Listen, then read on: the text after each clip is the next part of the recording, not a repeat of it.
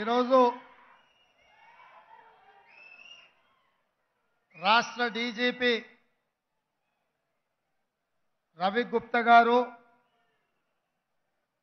Police recruitment board chairman Shri Srinivasarao గారు, chief secretary శ్రీమతి శాంతి కుమారి గారు ఈ ఉద్యోగ నియామకాల కార్యక్రమాన్ని చేపడితే ఈ కార్యక్రమంలో హైదరాబాద్ ఇన్ఛార్జ్ మినిస్టర్ మిత్రుడు పొన్నం ప్రభాకర్ గారు, మంత్రివర్యులు పెద్దలు తుమ్మల నాగేశ్వరరావు గారు, మంత్రివర్యులు మిత్రులు జూపల్లి కృష్ణారావు గారు, సహచర శాసనసభ్యులు, ప్రభుత్వ సలహాదారులు, ప్రభుత్వ అధికారులు, తెలంగాణ రాష్ట్రం కోసం, తెలంగాణ రాష్ట్ర పునర్నిర్మాణం కోసం లక్షలాది మంది నిరుద్యోగ యువకులు ఆనాడు ఉద్యమ బాట పట్టి ఉద్యోగాల కోసం తెలంగాణ రాష్ట్రం సాధించుకున్న యువకులందరూ ఈరోజు ఉద్యోగాలు సాధించుకొని ఎల్బీ స్టేడియంలో వాళ్ళ కుటుంబ సభ్యులతో పాల్గొనడం నాకు నిజంగా చాలా సంతోషాన్ని ఇచ్చింది, ఆనందాన్ని కలిగించింది. మిత్రులారా, డిసెంబర్ 7 నాడు ఇదే ఎల్బీ స్టేడియంలో ఇదే వేదికగా శ్రీమతి సోనియా గాంధీ గారు, శ్రీ మల్లికార్జున్ ఖర్గే గారు, శ్రీ రాహుల్ గాంధీ గారు, ప్రియాంక గాంధీ గారు ముఖ్య అతిథులుగా పాల్గొని ఇక్కడే ప్రజా ప్రభుత్వం ఏర్పాటు చేసి నేను ముఖ్యమంత్రిగా ప్రమాణ స్వీకారం చేసినప్పుడు నాకు ఎంత ఆనందాన్ని ఇచ్చిందో ఈరోజు మీకు ఉద్యోగ నియామక పత్రాలు అందించినప్పుడు అంతే ఆనందాన్ని, అంతే సంతోషం. నేను ఎందుకు ఈ మాట చెప్తున్నానంటే ఆనాటి తెలంగాణ ఉద్యమంలో ప్రజాప్రతినిధుల కంటే, రాజకీయ పార్టీల కంటే మీలాంటి యువకులు ముందు బాగానే నిలబడి ఈ ఉద్యమాన్ని ఉవ్వెత్తున నడిపించారు కాబట్టి ఈరోజు ఈ తెలంగాణ రాష్ట్రం ఏర్పడ్డది. ఈ ఏర్పడ్డ తెలంగాణ రాష్ట్రంలో రెండవ ముఖ్యమంత్రిగా మీ అభిమానంతో బాధ్యత తీసుకున్న, ప్రమాణ స్వీకారం చేసిన.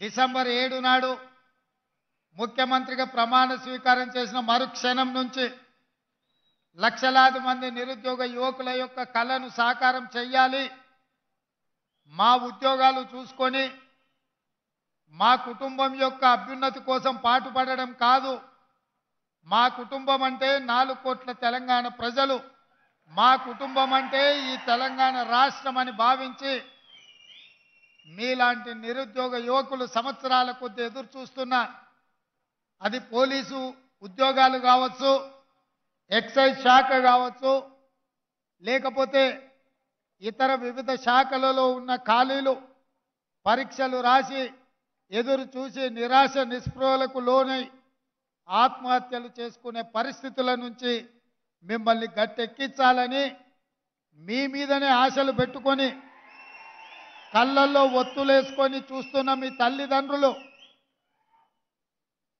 కూలీలకు పోయి రూపాయి కూడబెట్టి మిమ్మల్ని ఉస్మానియా, కాకతీయ యూనివర్సిటీలకు పంపించి పీజీలు, పిహెచ్డీలు చదివించి మీకు ప్రభుత్వ ఉద్యోగం వస్తే మీ భవిష్యత్తు బంగారు బాటలు పడుతుందని, తద్వారా తమ కష్టాలు, తమ కలలు నెరవేరుతాయని మీ తల్లిదండ్రులు కలలు కంటున్నారు. 2014లో తెలంగాణ రాష్ట్రం వచ్చిన తర్వాత లక్షలాది మంది నిరుద్యోగ యువకులు తమ బాధలు తీరుతాయని, తమ కలలు నెరవేరుతాయని ఎదురు చూసిండ్రు. కానీ ఆనాటి పాలకులు నిరుద్యోగ యువకుల యొక్క సమస్యలను పరిష్కరించాల్సింది పక్కన పెట్టి తమ కుటుంబం కోసం, తమ పదవుల కోసం తమ సంపాదన కోసం తాపత్రయపడ్డారు తప్ప మీ సమస్యల్ని పరిష్కరించాలని ఆలోచన చేయలే. అందుకే ఆనాటి నుంచి ఈనాటి వరకు 9.5 సంవత్సరాలు ప్రభుత్వ ఉద్యోగ ఖాళీలను భర్తీ చేయాలన్న ఆలోచన కానీ ఆ దిశగా ప్రయత్నం చేసిన పాపాన పోలే. అందుకే మేము బాధ్యత తీసుకున్న ఎంబడే శాఖల వారీగా సమీక్షించి వివిధ న్యాయస్థానాలలో ఉన్న కేసులను అన్నిటిని పరిశీలించి ఆ కేసులన్నిటిని కూడా పరిష్కరించి కొంతమంది ఆవేదనతో లేదా కొంతమంది తమ అవగాహన ఆలోచనలతో న్యాయస్థానాల తలుపు తట్టినప్పుడు వాళ్ళకు ఒక నమ్మకాన్ని విశ్వాసాన్ని కల్పించి న్యాయస్థానాలలో మీ తరఫున కొట్లాడాల్సిన ప్రభుత్వాలు నిర్లక్ష్యం వహించడం వల్ల దాదాపుగా ఏప్రిల్ 2022లో మీ నోటిఫికేషన్ వస్తే దాదాపుగా 22 నెలలు మీ ఉద్యోగ నియామకాలు చేపట్టలేదు. అందుకే నేను అధికారులతో సమీక్షించి న్యాయపరమైన చిక్కులను తొలగించి ఈరోజు 13,445 ఉద్యోగాల ఖాళీలను భర్తీ చేయాలి. మా తమ్ముళ్ళు మా చెల్లెళ్ళ గుండెల్లో ఆనందం పొంగాలి, మీ కళ్ళల్లో వెలుగులు చూడాలి అని చెప్పి ఈరోజు ఈ కార్యక్రమాన్ని చేపట్టడం జరిగింది. అందుకే మిత్రులారా, ఈరోజు మీకు ఈ వేదిక మీద నుంచి మీ అన్నగా మీ రేవంత్ అన్నగా నేను అండగా ఉంటా. మీరెవరు అధైర్యపడకండి. మీ సమస్యల్ని పరిష్కరించే బాధ్యత మా ప్రభుత్వం తీసుకుంటుంది. ఎందుకంటే ఈ ప్రభుత్వం మీది, ఈ ప్రభుత్వం పేదలది, ఈ ప్రభుత్వం ప్రజా ప్రభుత్వం, ప్రజల కోసమే పనిచేస్తుంది, ప్రజా సమస్యల్ని పరిష్కరిస్తుంది. అందుకే ఈరోజు రాష్ట్రంలో ఉన్న లక్షలాది మంది నిరుద్యోగ యువకులకు ఈ వేదిక మీద నుంచి పిలుపునిస్తున్న, ఆనాటి ప్రభుత్వం చిక్కుముళ్ళు వేస్తే ఒక్కొక్క చిక్కుముడిని విప్పుకుంటూ సమస్యల్ని పరిష్కరించుకుంటూ స్టాఫ్ నర్సుల ఉద్యోగాలు మన ఆడబిడ్డలు మన చెల్లెలకు 6,956 ఉద్యోగ నియామక పత్రాలు ఇదే ఎల్బీ స్టేడియంలో అధికారికంగా వాళ్ళకు అందించడం జరిగింది. ఆ తర్వాత సింగరేణిలో ఉన్న కారుణ్య నియామకాలు 441 దీర్ఘకాలికంగా పెండింగ్లో ఉంటే ఆ సమస్యల్ని కూడా పరిష్కరించి నక్లెస్ రోడ్లో డాక్టర్ బాబాసాహెబ్ అంబేద్కర్ సాక్షిగా వాళ్ళకు కూడా నియామక పత్రాలు మొన్ననే మనం ఇచ్చుకోవడం జరిగింది. ఆనాడే చెప్పిన రాబోయే 15 రోజుల్లో ఎవరు అడ్డుపడ్డా కేసీఆర్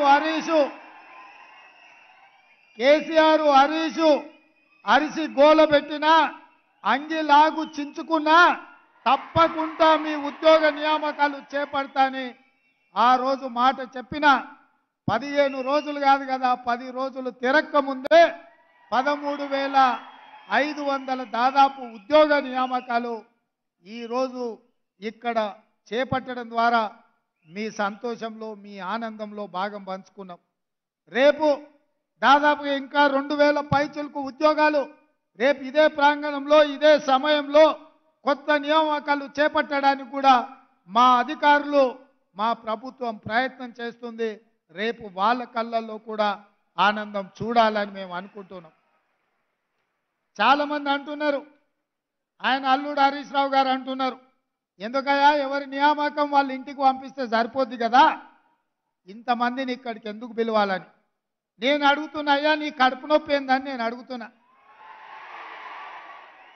వీళ్ళందరూ మా తమ్ముళ్ళు మా చెల్లెళ్ళు వాళ్ళందరితో ప్రత్యక్షంగా కలిసి వాళ్ళ ఆనందంలో భాగస్వామ్యం తీసుకుంటే ఇంటికి వెళ్ళిన తర్వాత నాకు కంటి నిండా నిద్ర పడుతుంది, బుక్కెడు బువ్వ వంట పడుతుంది. ఎందుకంటే నా బాధ్యతను నేను నెరవేరుస్తున్నా అన్న సంతోషం నమ్మకం నాకు కలుగుతుంది. ఎందుకంటే మీలాకటోళ్ళు లక్షలాది మంది కొట్లాడితేనే, మీరు కట్టెబట్టుకొని నిలబడితేనే ఈనాడు ఈ ప్రభుత్వం ఏర్పడ్డది. మీ అన్నగా రేవంత్ అన్నగా ఈ రాష్ట్రానికి ముఖ్యమంత్రిగా బాధ్యత చేపట్టిన. అందుకే ఈరోజు ప్రతి సంతోషకరమైన సందర్భంలో మిమ్మల్ని కలుసుకోవాలని, మీరు చెప్పేది వినాలని, మీ సంతోషంలో భాగస్వామ్యం తీసుకోవాలన్న ఆలోచనతోటే ఈ కార్యక్రమాలకు ఎల్బీ స్టేడియం వేదికగా ఈరోజు ఏర్పాటు చేసినాం. ఎల్బీ స్టేడియంలో ఆయన వేలాది మంది సమక్షంలో మేము ముఖ్యమంత్రి బాధ్యత చేపట్టినప్పుడు మా కుటుంబ సభ్యులు, మా శ్రేయాభిలాషులు, మా మిత్రులు, మా అభిమానులు ఎంత ఆనందపడ్డారో ఇవాళ మీ నియామకాల సందర్భంగా కూడా మీ తల్లిదండ్రులు, మీ సోదరులు, మీ కుటుంబ సభ్యులు ఆ సంతోషంలో భాగస్వాములు కావాలన్నదే మా ప్రభుత్వం యొక్క ఆలోచన. అందుకే మిత్రులారా, మిమ్మల్ని అందరినీ ఇక్కడికి రప్పించి మీ సంతోషంలో మేము కూడా భాగస్వాములమై మీ ఉద్యోగ నియామక పత్రాలు అందించే కార్యక్రమాన్ని చేపట్టినాం. చేపట్టాలా వద్దా అని నేను మిమ్మల్ని అడుగుతున్నా. చేపట్టాలా వద్దా? మీ సంతోషంలో మేము భాగస్వామ్యం పాల్గొనడం మీకు ఇష్టమా లేదా? ఆ హరీష్ రావు నన్ను అడ్డం పడితే చెప్పండి. మా అన్న దగ్గరికి పోయినాం, మా అన్నను కలిసినాం, మా అన్న మాకు అండగా నిలబడ్డాడని ఆయనకు చెప్పండి. ఇంకొక మాట కేసీఆర్కు గుర్తు చేయదలుచుకున్నా. అయ్యా, జూన్ 2, 2014 నాడు తెలంగాణ రాష్ట్రం ఏర్పడితే ఒక్క గంట కూడా ఆలస్యం చేయలే. గవర్నర్ గారు అపాయింట్మెంట్ తీసుకున్నావు, మంత్రివర్గాన్ని ఏర్పాటు చేసుకున్నావు. అందులో మీరుంటిరి, మీ కొడుకుండే, మీ అల్లుడు ఉండే.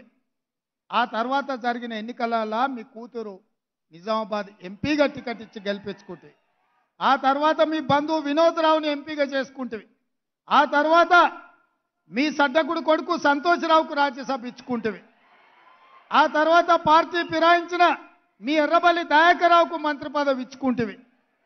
అదే 2019 ఎన్నికల్లో వినోద్ రావు గారిని, కల్వకుంట్ల కవిత గారిని ఓడిస్తే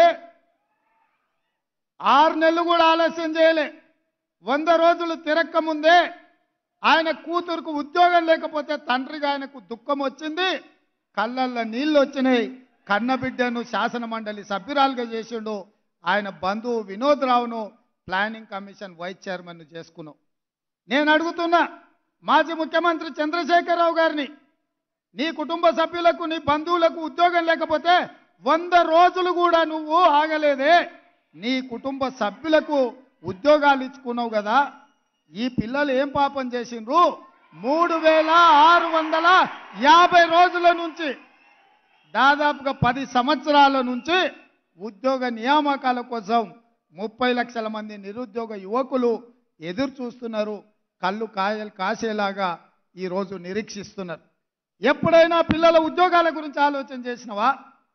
ఈరోజు మేము ఆ దిశగా ఆలోచన చేస్తుంటే మమ్మల్ని అభినందించకపోతే అభినందించకపోయినావు, మా కాళ్ళల్లో కట్టబెట్టే ప్రయత్నం ఎందుకు చేస్తున్నావు అని నేను అడుగుతున్నా. ఇప్పటికైనా మీకు అర్థం కాలేదా? మీ కుటుంబాన్ని తెలంగాణ సమాజం తిరస్కరించింది, బహిష్కరించింది అన్న సంగతి మీకు అర్థం కాలేదా? ఇవాళ నేను ఉద్యమకారుణ్ణి, తెలంగాణ సాధించిన అంటున్నావు. అదే నిజమైతే కామారెడ్డిల బండకేసి కొట్టిండ్రు ఎందుకని నేను అడుగుతున్నా. నువ్వు చెప్పింది నమ్మకనే కదా? నువ్వు ఈ తెలంగాణను దోసుకుంటున్నావనో, ఈ తెలంగాణను మోసం చేస్తున్నావన్న ఆలోచనతోనే కదా నిన్ను తిరస్కరించింది, నిన్ను ఓడించింది చంద్రశేఖరరావు గారు అని నేను అడుగుతున్నా. నిన్నటికి నిన్న ఆయన శాసనసభకు రాలే, నీళ్ళ మీద చర్చ అంటే రాలే, నిధుల మీద చర్చ అంటే రాలే, నియామకాల గురించి మాట్లాడదామంటే రాలే. కానీ నల్లగొండకు పోయి ఆయన బీరాలు పలుకుతుండు, పొంకనాలు కొడుతున్నాడు. ఏమన్నాడు ఆయన? పాలిచ్చే బర్రెనిచ్చి దున్నపోతుని తెచ్చుకుని. ఇవాళ శాసనసభల అటెండర్ ఒక ఆయన ఎదురు పడ్డాడు. సార్ ఒక్క మాట అన్నాడు. నేను అందరితో మాట్లాడతా, మీకు తెలుసు కదా, ఎవరైనా వల్కరిస్తే ఆగిన. ఏంది స్వామి చెప్పని. సార్ మీరు ఒక్క మాట చెప్పాలి, ఇవాళ సాయంత్రం ఎల్బీ స్టేడియం పోతురు కదా అని. ఏం సంగతి చెప్పన్నా? ఏం లేదు సార్, మీరు చెప్పాల్సింది ఒకటే మాట, కంచర గాడిదని ఇంటికి పంపించి రేసు గుర్రాన్ని తెచ్చుకున్నారని మీరు చెప్పండి సార్ అన్నాడు. గత ప్రభుత్వంలో ఉన్న కంచర గాడిదను ఇంటికి పంపించి ఈ ప్రభుత్వంలో రేసు గుర్రాన్ని తెచ్చుకున్నారు.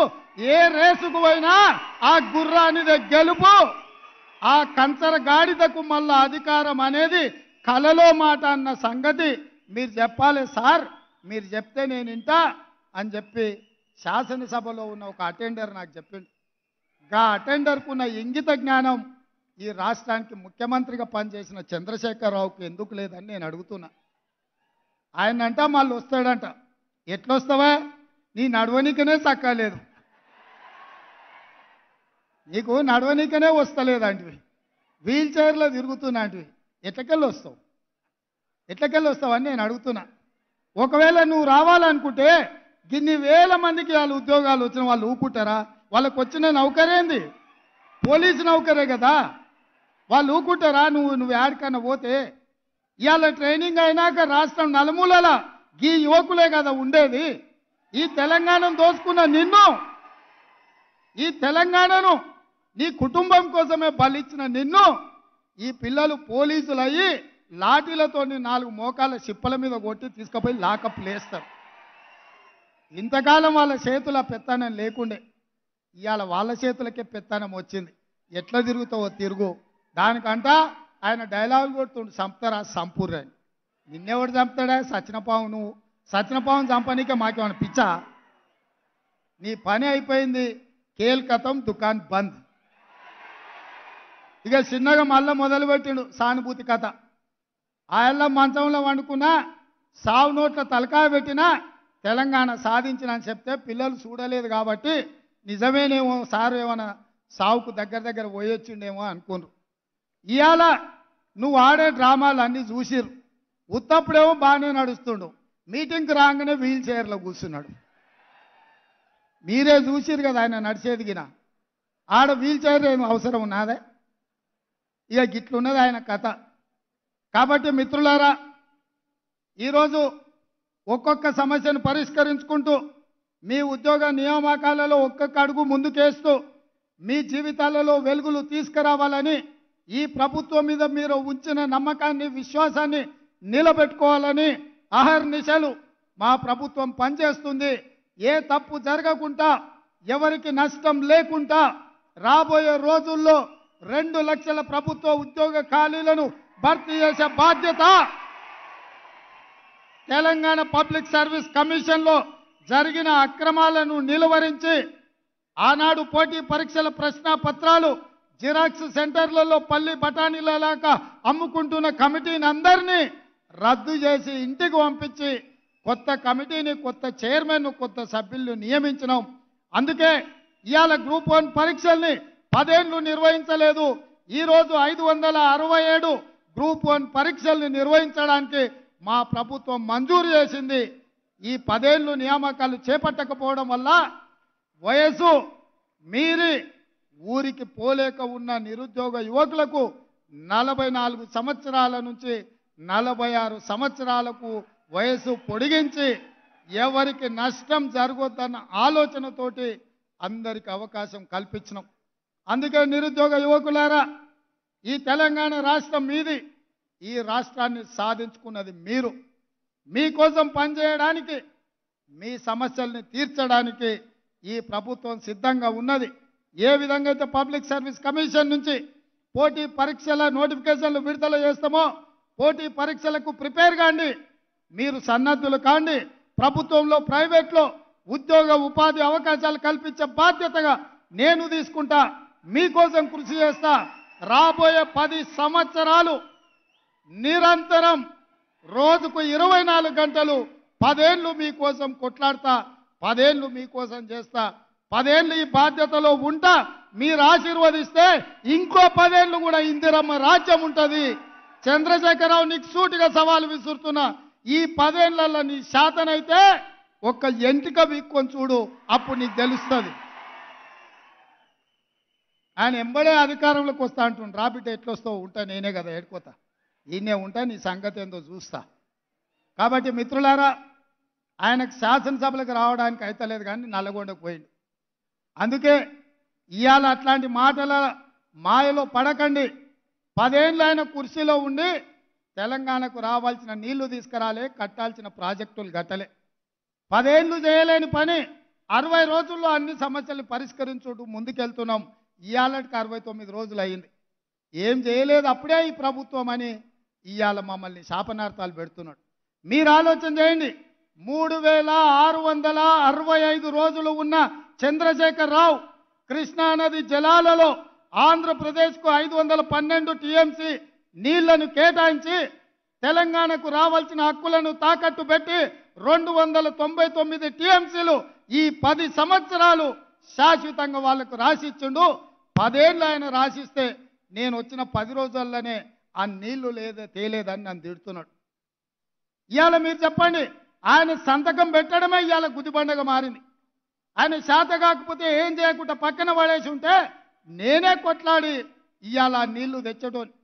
ఇవాళ నువ్వు పెట్టిన సంతకాలు మా పాలిట గుదిబండగా మారినాయి, తెలంగాణ రైతుల పాలిట మరణ శాసనంగా మారింది. ఇవాళ నువ్వున్నప్పుడే కదా నవంబర్ 30 తారీఖు నాడు తెలంగాణలో ఎన్నికలు ఉంటే గ్రామాలలో యువకులు ఎన్నికల నిర్వహణలో ప్రజారాజ్యాన్ని ప్రజాప్రభుత్వాన్ని ఎన్నుకోవాలని అందరు ఆ కార్యక్రమాలలో బిజీగా ఉంటే మీ చీకటి మిత్రుడు జగన్మోహన్ రెడ్డి గారు వందలాది మంది పోలీసులను నాగార్జున సాగర్ మీదకి పంపించిండు. నీ మిత్రుడు పంపించినందుకే కదా ఆ పోలీసులను తొలగించడానికి నరేంద్ర మోడీ గారు సిఆర్పిఎఫ్ పోలీసులను నాగార్జున సాగర్ బ్రిడ్జ్ మీదకి పంపించాడు. జగన్మోహన్ రెడ్డి ఆక్రమించుకోకపోయిన ఉంటే నరేంద్ర మోడీ సిఆర్పిఎఫ్ బలగాలను అక్కడికి పంపిండేవాడు కాదు. ఆ రోజు నుంచి ఈ రోజు వరకు సిఆర్పిఎఫ్ బలగాలు అక్కడ ఉన్నాయంటే 30 తారీఖు నాడు తెలంగాణ సెంటిమెంట్తో ఎన్నికలలో నెగ్గాలని ఆంధ్ర వాళ్ళు నాగార్జున సాగర్ ఆక్రమించుకున్నారని పెడపొబ్బలు పెట్టి ప్రజల్ని తప్పుదారి పట్టించి తెలంగాణ సెంటిమెంట్తోని ఎన్నికల్లో నెగ్గాలని నువ్వు కుట్ర చేస్తే ఈ తెలంగాణ సమాజం తిప్పికొట్టి నిన్ను పొందబెట్టినరు. ఇవాళ అడ్డ మీద కొట్లాడితే కుదరదు. ఇవాళ చట్టసభలలో మాట్లాడాలి, చట్టసభలలో తీర్మానాలు చేయాలి, కేంద్ర ప్రభుత్వాన్ని మెడలు వంచి మన సమస్యలు పరిష్కరించుకోవాలి. అందుకోసం శాసనసభలో తీర్మానం పెడితే మీరు రారు. ఇవాళ ఢిల్లీతో కొట్లాడదామంటే మీరు ఇంట్లో నుంచి కదలరు. అందుకే మిత్రులారా, ఇవాళ ఏ దారి లేక మళ్ళీ నీళ్ళ దారి పట్టిండు. ఎందుకంటే ఏ సెంటిమెంట్ ఆయన దగ్గర లేదు, పరిపాలనలో ఆయన చేసింది ఏమీ లేదు. ఇవాళ కాళేశ్వరంలో 1,00,000 కోట్లు ఖర్చు పెడితే 1,00,000 ఎకరాలకు నీళ్లు ఇవ్వలేదని ఇవాళ విజిలెన్స్ అండ్ ఎన్ఫోర్స్మెంట్ నుంచి మొదలు పెడితే వివిధ విచారణ సంస్థలు నివేదికలు ఇచ్చినాయి. ఆ అవినీతి కుంభకోణం బయట పడుతుందని, అది మేడిగడ్డ కాదు మేడిపండు, దాన్ని పొట్ట విసుకుతే మొత్తం పురుగులు ఉన్నాయన్న సంగతి బయట పడుతుందని దాన్ని కప్పిపుచ్చడానికి ఇవాళ కృష్ణానది జలాలను అడ్డం పెట్టుకొని నల్లగొండల సభ అంటున్నాడు. నల్లగొండ చైతన్యవంతమైన జిల్లా, అందుకే అక్కడ యువకులు తిరగబడ్డారు, కోడిగుడ్లు టమాటాలు తీసుకొని కొట్టిండ్రు. మన పోలీసులు ఉండబట్టే ఆయన ఈపులు చింతపండు కాలేదు, లేకపోతే నల్గొండ యువకులు చింతపండు చేసి పంపించేటోళ్ళు. అందుకే మిత్రులారా, ఈరోజు మీరందరూ మా కుటుంబ సభ్యులు, మీ సంతోషంలో మా మంత్రివర్గం అంతా మేము భాగస్వాములు కావాలని, మీ అందరికీ ఉజ్వల భవిష్యత్తు ఉండాలని ఈ వేదిక మీద నుంచి నేను మిమ్మల్ని కోరేది ఒక్కటే. పంజాబ్ రాష్ట్రాన్ని మీరు చూసినారు, ఇవాళ అక్కడ నిర్వీర్యం అయిపోయింది యువత. అక్కడ గంజాయి డ్రగ్స్తో రాష్ట్రాన్ని నిర్వీర్యం చేసినారు. ఇవాళ తెలంగాణను కబలించడానికి గంజాయి డ్రగ్స్ మూటాలు నలుమూలలో తిరుగుతున్నాయి. ఎన్ని పట్టుకున్నా, ఎంత ప్రయత్నం చేసినా ఇంకా వాళ్ళు ఆ దిశగానే ప్రయత్నం చేస్తూనే ఉన్నారు. హుక్కా సెంటర్ల పేరు మీద పిల్లలను చిన్న చిన్న పాఠశాలలలో ఉండే యువకులను వీటికి బానిసలుగా తయారు చేసే ముఠాలు తిరుగుతున్నాయి. వాటిని ఎదుర్కోవడానికి టీఎస్ నాబ్ నార్కోటిక్స్ డిపార్ట్మెంటును బలోపేతం చేసినాం. కోట్ల రూపాయలు వాళ్ళకు నిధులు ఇచ్చినాం, అధికారులను ఇచ్చినాం.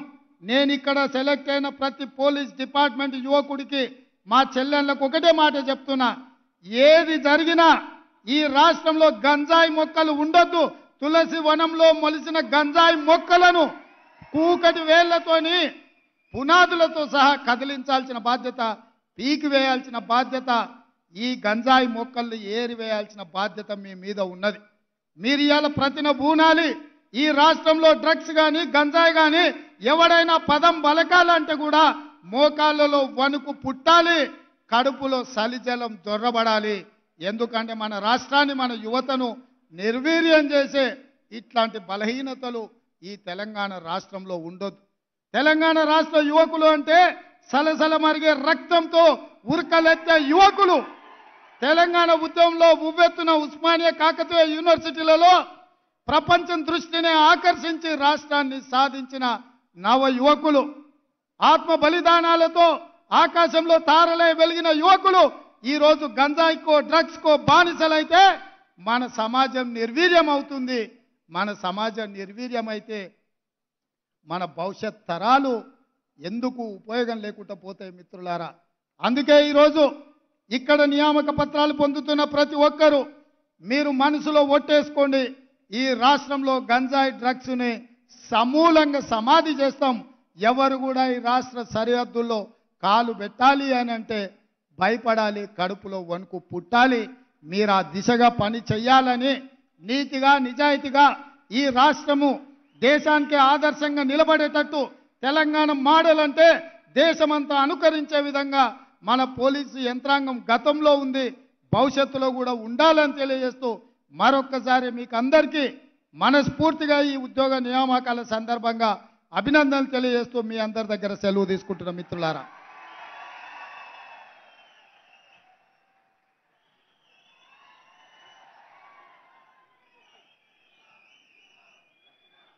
Thank you sir, thank you very much. ఇక మనం ఎంతగానో నిరీక్షణతో ఎదురు చూస్తున్నటువంటి తరుణం, ఎంపికైన అభ్యర్థులకు ముఖ్యమంత్రి గారి చేతుల మీదుగా సెలక్షన్ ఆర్డర్స్ వేదిక మీద ఇవ్వడం జరుగుతుంది.